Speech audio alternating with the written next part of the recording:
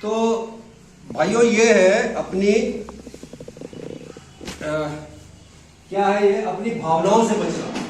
देखिए भावनाओं से बचना नहीं है, पहली चीज अपनी भावनाओं से बचना। तो इस भावनाओं से बचना नहीं है, इनका सामना करना है, कन्फ्रंटेशन करना है। जैसे टीसी में बोलते हैं ना, सामना करना, कन्फ्रंटेशन करना है।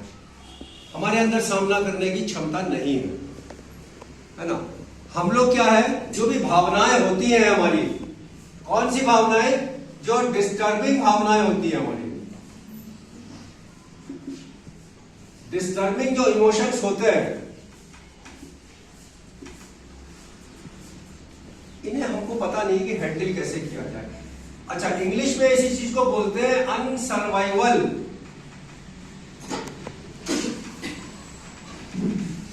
अनसर्वाइवल इमोशंस, कुछ ऐसे इमोशंस जिनको आप सरवाइव नहीं कर पाते हो, झेल नहीं पाते हो, बर्दाश्त नहीं कर पाते हो। ऐसे बहुत सारे इमोशंस होते हैं। उसमें एक इमोशन होता है अपराध बोध का, शर्मिंदगी का। ये कुछ इमोशंस होते हैं, भावनाएं होती हैं, अपराध बोध, गिल्टी फीलिंग का, शर्मिंदगी का, शेम का, जो आप अभी एहसास नहीं कर रहे हो, क्योंकि आपको लगता है कि आप लोगों ने कुछ अलग नहीं किया, कोई ऐसा कोई अपराध नहीं किया, हमको जबरदस्त आपको लग नहीं रहा है।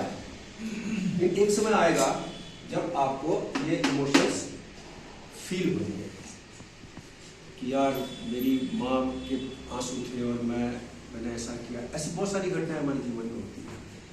खैर अभी इतना टाइम ही नहीं है, इस पर कभी फिर बात करेंगे। तो दो तरीके के इमोशंस होते हैं, एक जिन्हें आप कंट्रोल कर सकते हो, हैंडल कर सकते हो, और एक जो होते हैं जिनको कि आप इमोशंस को ना हैंडल कर पाओगे, ना उनका सामना कर पाओगे। इन्हें कहते हैं अनसर्वाइवल इमोशंस, है ना। अब क्या होता है कि हमको ये जो अनसर्वाइवल इमोशंस होते हैं या जो डिस्टर्बिंग इमोशंस होते हैं, इनको कैसे हैंडल किया जाए, ये हमको सीखना है। ठीक है, अब ये बीमारी जो है या ये जो अटैचमेंट की हम लोगों को प्रॉब्लम है,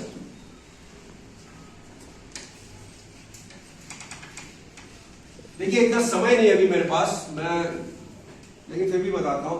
ये जो बीमारी है, आप लोगों को पता है, जो डिजीज है अटैचमेंट की हम लोगों को, ये कितने स्तर पे काम करती है पता है ना आपको? फिजिकली, मेंटली, इमोशनली और स्पिरिचुअली, यानी कि शारीरिक, मानसिक, भावनात्मक और आध्यात्मिक।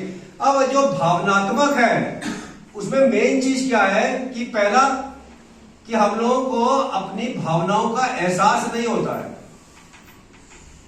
नहीं होता है। एक स्टेज आ जाती है कि जो आप अपनी भावनाएं जो है आपके मन में असली, आपको एहसास नहीं होगा उसका, है ना। भावनाओं से दूर हो जाता है आदमी, क्योंकि वो अटैचमेंट में ऐसे चिपक जाता है कि वो अपनी भावनाओं से, जो असली भावनाएं होती है, उससे दूर हो जाता है। इसलिए आप लोगों को प्रार्थना में कराया जाता है कि हे प्रभु, आज आपने हमें हमारी भावनाओं के स्पर्श में रखा, बोलते हैं आप लोग, है ना, क्योंकि वो स्पर्श जो था वो खत्म हो चुका था। तो आप एक स्टेज में आके अपने प्रभु को धन्यवाद दे रहे हैं कि आपकी कृपा से आज मैं अपनी भावनाओं के स्पर्श में हूं। क्यों? क्योंकि उन भावनाओं को आपको एहसास ही नहीं हो रहा, आप उसके स्पर्श में नहीं हो। जैसे शर्म है, होती शर्म नहीं होती है, अपराध बोध होता है, गिल्टी फीलिंग नहीं होता। ये मेरे कारण साले 6 लोगों की और जिंदगी मैंने परेशान कर रखी है, होता है? नहीं होता। तो ये ऐसी कुछ भावनाएं हैं जिनका एहसास हमको नहीं होता है। दूसरी एक और सबसे बड़ी हमारे अंदर प्रॉब्लम है, इमोशनली बात कर रहा मैं क्योंकि टॉपिक इमोशंस है, कि ये जो है अनकंट्रोल्ड होती है। अगर आ भी गई तो वो नियंत्रण के बाहर होती है, हम नियंत्रण नहीं कर पाते, है ना। तीसरी चीज ये है कि ये भावना जो है मेरी, ये पहले का ही मैं बता रहा हूं, ये हमारी भावनाएं जो होती है वो अनस्टेबल होती है। अनस्टेबल माने कि वो संतुलित नहीं होती है। जहां होनी चाहिए वहां होएगी नहीं, जहां नहीं होनी चाहिए वहां होएगी, है ना। जरा सी बात पे मुझे इतना गुस्सा आ जाता है, और साली बात इतनी बड़ी हो कि 18 साल से मेरी जिंदगी बर्बाद हो, उसको मुझे गुस्सा ही नहीं आ रहा। जिसके ऊपर आना चाहिए उसके ऊपर आता नहीं है, जिसके ऊपर नहीं आना चाहिए उसके ऊपर आया। तो ये सारी प्रॉब्लम्स वैसे तो सभी में होती हैं, लेकिन जिनका अटैचमेंट होता है, जिनकी प्रॉब्लम है अटैचमेंट, देखिए मैं एडिक्शन नहीं बोलूंगा, अटैचमेंट, राग, मोह या जो भी मान लो आप उसको, उन लोगों को ज्यादा होती है।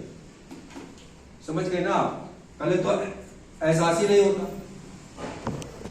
इतना बड़ा वो हो गया मेरे साथ। मान लीजिए किसी ने चलते चलते मेरी बहन को छेड़ दिया, मेरी वाइफ को, अरे छोड़ो, मेरी बहन बोली साथ नहीं, क्या है, हमें गुस्सा ही नहीं आया।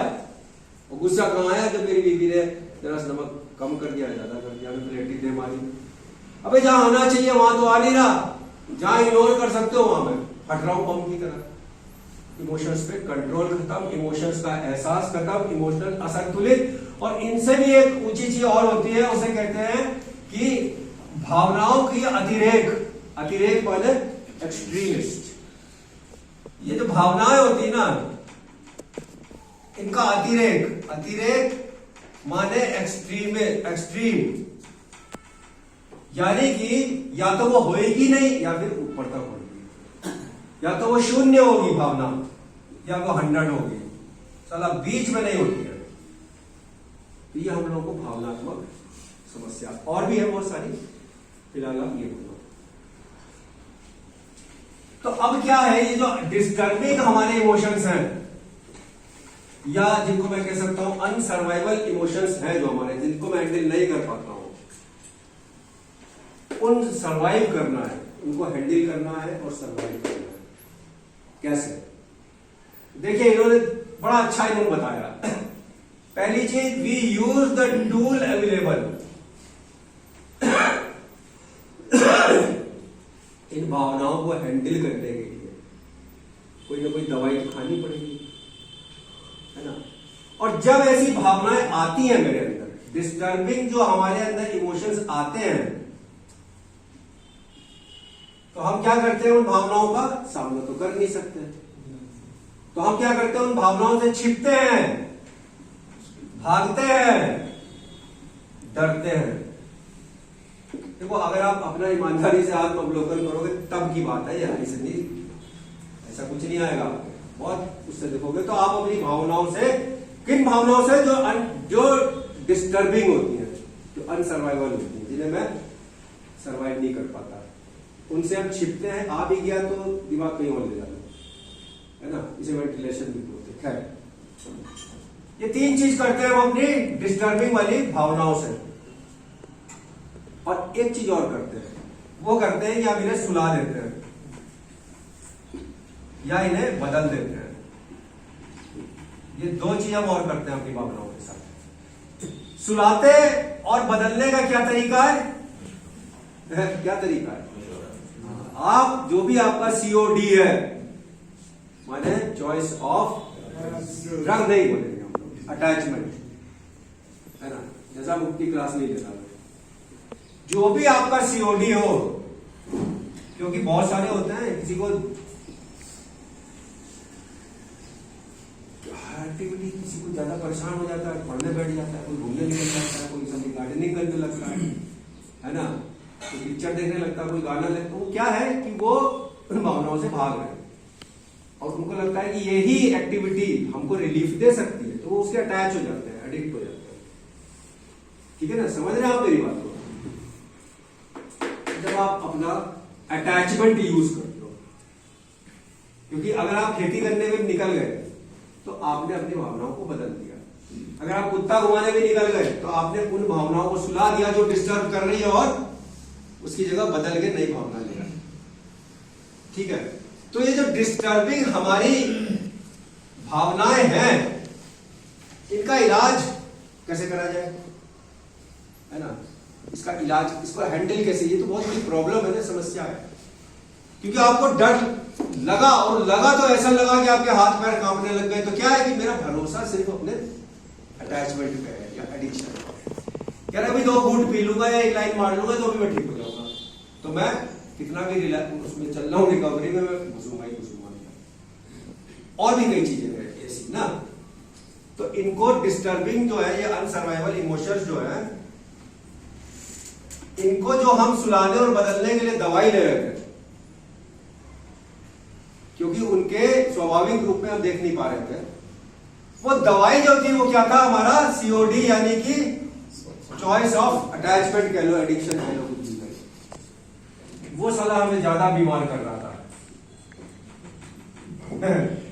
है कि नहीं? जो हम दवाई खा रहे थे उस दवाई से हम ज्यादा बीमार है, और दवाई क्या था हमारा COD था। COD माने चॉइस ऑफ, हाँ COD नहीं COA कर दो, चॉइस ऑफ अटैचमेंट कर दो, या इसी को आप एडिक्शन मान लो, आप जो मानना चाहते हो। तो जो दवाई हम खा रहे थे वो हमको और बीमार कर रही थी। अब इसकी दवाई क्या है? दवाई का मतलब क्या है कि हैंडल कैसे होगा? देखिए ये चीज इन्होंने खुद बताई है। पहली चीज, हमारे पास जो टूल्स अवेलेबल है, जो उपलब्ध है टूल आपके पास, पहला पॉइंट है,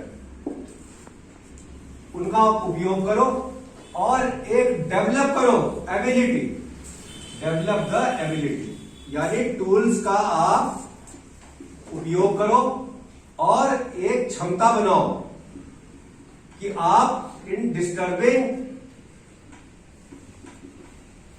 इमोशंस को, आप अनसर्वाइवल, डिस्टर्बिंग कुछ भी बोलो, इनको आप सर्वाइव कर पाओ। आपको जो टूल्स, जो औजार आपके पास हैं, उनका उपयोग करके एक ऐसी क्षमता, एक ऐसा सामर्थ्य को आप विकसित करिए ताकि आप उन डिस्टर्बिंग जो इमोशंस हैं और जो डिस्टर्बिंग आपके वो हैं अनसर्वाइवल जो इमोशंस हैं, उनको आप हैंडल कर पाओ। तो कई चीजें हैं इसमें, वो क्या है ना? पहली चीज क्या है कि आपको सबसे पहले स्वीकारना पड़ेगा कि फलानी भावनाओं से मैं भावनात्मक रूप से कमजोर हूं, भावना की को मैं बर्दाश्त नहीं कर पाता, उसको मैं झेल नहीं पाता, उसका सामना नहीं कर पाता। सबसे पहले आपको क्या करना है? एक्सेप्ट करना है अपनी उस भावना को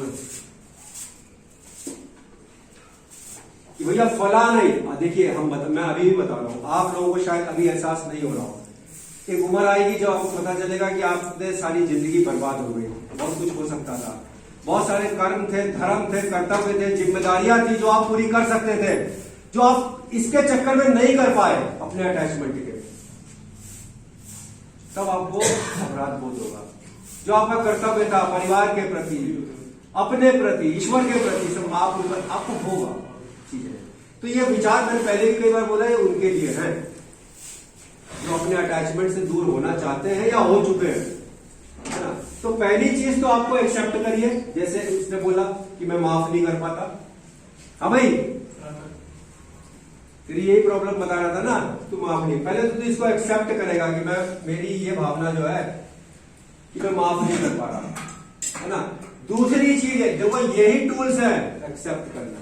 दूसरा है कि आप इसको शेयर करिए, इससे जो भी आपका स्पॉन्सर हो, जो भी आपके आध्यात्मिक गुरु हो, आप उनसे बताइए कि ये प्रॉब्लम है साली कि मैं अपने घर वालों को माफ नहीं कर पा रहा। क्यों नहीं कर पा रहा? क्योंकि मुझे ऐसा लगता है कि उनके कारण मेरी जिंदगी अस्त व्यस्त हुई है। स्पॉन्सर किसे बनाना चाहिए, आध्यात्मिक गुरु कौन होना चाहिए, ये आप लोगों को पता है, ठीक है ना? तीसरी चीज, ये जो सारा बवाल हुआ है, जिस घटना के कारण आपके जीवन में आपके परिवार के प्रति खुंदक, नफरत, गुस्सा आया है, उस पूरी घटना का आप ईमानदारी से विश्लेषण करिए। कहते कार्यक्रम ईमानदारी का है ना? उसमें हो सकता है कि जो घटना आप, भाई किसी न किसी घटना के कारण ही तो आपकी ऐसी मनोस्थिति, नजरिया बना होगा, है ना? अब आप करिए, आपको क्या करना है कि उस घटना में आप ईमानदारी से उस घटना का विश्लेषण करिए, अवलोकन करिए, ठीक है ना? और उसमें आप क्या करोगे, आप पाओगे कि वो जो घटना हुई है जिसके कारण आपको ऐसा लगता है कि आपकी जिंदगी बर्बाद हो गई है, देखिए बहुत गौर से सुनना, हो सकता है कि उसमें 99% जो है आपके घर वालों का हाथ हो और उन्होंने आपकी जिंदगी बर्बाद करी हो। चलो मैं तो मानता हूं कि उन्होंने करी है, ठीक है, और 99% उनका, लेकिन 1% हो सकता है कि आपका भी उसमें योगदान हो। है 1% तो है, देख लो 1% के ज्यादा ही, मतलब कि उन्होंने जिद पकड़ ली ना। हाँ, तो अब आपको ये जो 1% अपना है ना, इस पे आप ये देखो कि आपको इसे ठीक करना है। देखो मैं ऐसा मैं नहीं बोल रहा हूं, मैं आप ना सोचो कि मैं ये अपना ज्ञान फैल रहा आपको, ऐसा भैया आपके कार्यक्रम में लिखा हुआ है, कार्यक्रम में विश्वास नहीं। ठीक है ना, है विश्वास नहीं है ना, तो क्या हो सकता है। लेकिन ये सबके लिए, मैं किसी एक व्यक्ति को ये नहीं बोल रहा हूँ, मैं पूरी 1% उस घटना में मेरा हाथ है, क्योंकि मैं उनको तो चाह कर भी नहीं बदल सकता ना भाई, ये भी तो एक सत्य है। यही समस्या है। हाँ, लेकिन ये जो 1% मेरा है, अगर मैं शायद 1% ठीक कर लूं, शायद ये दोबारा घटना ना हो। और अगर आप 1% भी ईमानदारी से समझ गए ना, यानी कि उस घटना में आप अपने पार्ट को समझ गए कि साला मेरा क्या पार्ट था। 99 तो था उनका, उन्होंने किया, पर उसमें 1% मेरा था, तो आप उनको तो माफ कर दोगे, अपने को नहीं कर पाओगे। और ये बड़ी गंभीर स्थिति होती है। ऐसे में अपराध बोध, शर्मिंदगी, तो ये सारी चीजें आती हैं जो आप अभी बड़ी उम्र में जाके आप नहीं कर पाओगे। आप क्या करो, अमेंड्स करो, इसको बोलते हैं। अगर आपको अपनी पता चल, और देखिए जब आप अपना वो घटना का आप इंट्रोस्पेक्शन करेंगे तो आप कृपया अकेले मत करना भैया बैठ के, क्योंकि वो सद्बुद्धि वैसे ही नहीं हम लोगों के पास है। 2-4 और ले लेना जो आपको लगता है आपके सुख चिंतक है, दोस्त है, मामा चाचा भाई बहन पत्नी बच्चे, जो भी आपको लगता है कि हमारे खास लोग हैं एकदम, जिनको आप आपके आत्मीय हैं, उनको इकट्ठा करके और तब करना अवलोकन, है ना, क्योंकि वो कलेक्टिव होगा, सामूहिक होगा उनका निर्णय। ऐसे में तो आप कुछ भी बोलोगे, आपकी बात पे तो कोई करेगा नहीं विश्वास, आप स्वयं भी नहीं करोगे अपनी बात पे समझ में, है ना, वही आपके स्पॉन्सर बन जाएंगे। और अगर आपको अपना 1% दिख जाए तो आपको क्या करना है, उसका अमेंड्स करना है। अमेंड्स माने क्या होता है, क्षतिपूर्ति। उससे क्या होगा, ये जो आपके गिल्ट, ये जो आपका अपराध बोध, शर्मिंदगी, या हम इन्हें कह लें कि जो डिस्टर्बिंग इमोशंस हैं, ये खत्म तो भले ही नहीं हो, कम बने। समझ रहे मेरी बात को, हो सकता है कि खत्म ना हो पर कम हो जाए। देखिए मैं, अभी समय नहीं है, मेरे जीवन में ऐसी बहुत सारी घटनाएं हैं जो मैंने नशे में करी, जिसका मुझे आज रिग्रेट है, अफसोस है, बहुत दुख है।